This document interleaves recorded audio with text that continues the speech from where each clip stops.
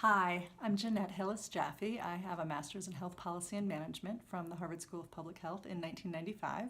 Since 2013, I've been working as a wellness consultant with individual clients and also leading workshops and classes at places like corporations, community centers like synagogues, and fitness centers. I'm also the author of Everyday Healing, Stand Up, Take Charge, and Get Your Health Back One Day at a Time. I work with clients who have every kind of health condition imaginable, from an acute cancer diagnosis to diabetes, type 1 and type 2, excess weight, chronic pain, and a whole host of other conditions. To introduce the challenge that I want to talk about in my team talk for the Harvard Chan Alumni Weekend, I want to start with a story. 2 years ago, my mother, who was 78 at the time, started having pretty serious cognitive and mobility challenges. And we found that given how early it was and how relatively healthy she was and strong she was, if she would switch to a Mediterranean diet, actually work with a trainer 3 times a week, and cut out alcohol — she drank 2 or 3 glasses of wine a night — that there was a really good chance that she could improve her balance and stave off some of the cognitive deterioration. So she basically couldn't do any of those things. She couldn't change her diet, she couldn't exercise, she couldn't even get a new pair of shoes, even though we tried and tried and tried. It was very heartbreaking for those of us who love her to watch her deteriorate and not be able to take care of herself.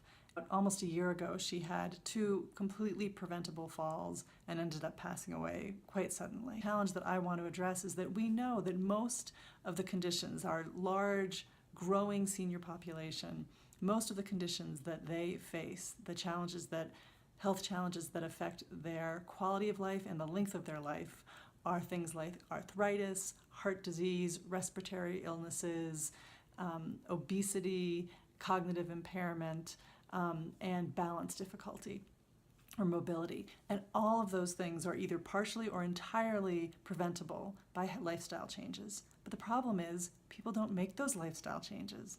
They aren't able to. It's too difficult. Over 3/4 of Americans over the age of 60 are either overweight or obese.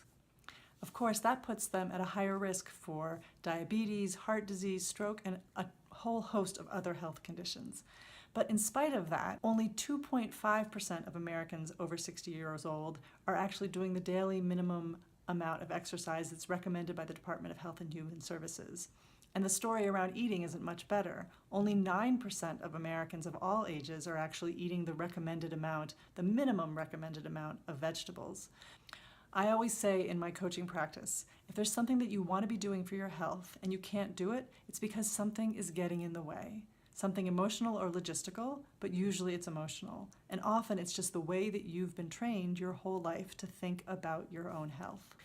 Unfortunately, in today's media-intensive world that's full of constant ads for pharmaceuticals, for cosmetic surgery, for health supplements and health aids that promise miraculous results, people are being trained to see health as a product that you can purchase instead of a reality that you can create.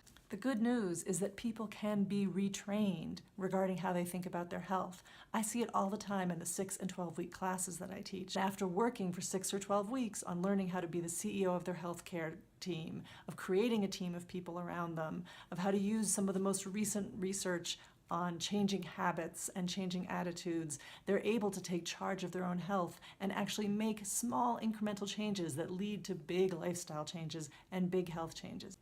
For example, Denise, with very, very high blood sugar that was also very unstable, and she would often go into highs and lows and was gaining weight dangerously. By the end of the 6 weeks, for the first time in 15 years with type 2 diabetes, had reduced her average blood sugar and was able to keep it stable during the day. And the first step for her was just having a salad every day for lunch.